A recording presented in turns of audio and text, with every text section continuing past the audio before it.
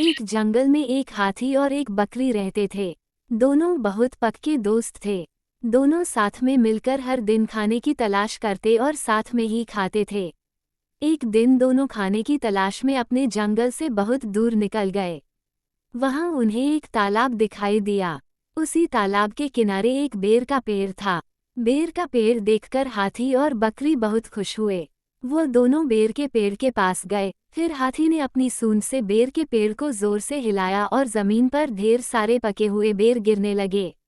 बकरी जल्दी जल्दी गिरे हुए बेरों को इकट्ठा करने लगी।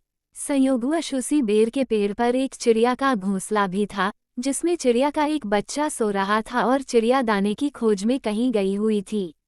बेर का पेड़ जोर से हिलाने के कारण चिड़िया का बच्चा घोंसले से बाहर तालाब में गिर पड़ा और डूबने लगा।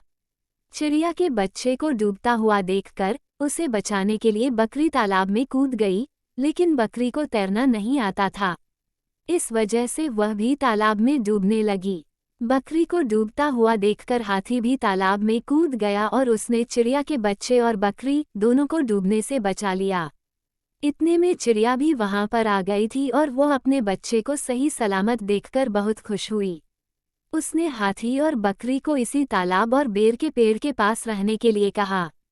तब से हाथी और बकरी भी चिड़िया के साथ उस बेर के पेड़ के नीचे रहने लगे। कुछ ही दिनों में चिड़िया का बच्चा बड़ा हो गया।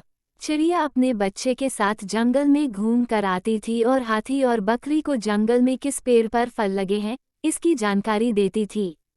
इस तरह हाथी, बकरी और चिड़िया मज़े में रहते और खाते पीते थे।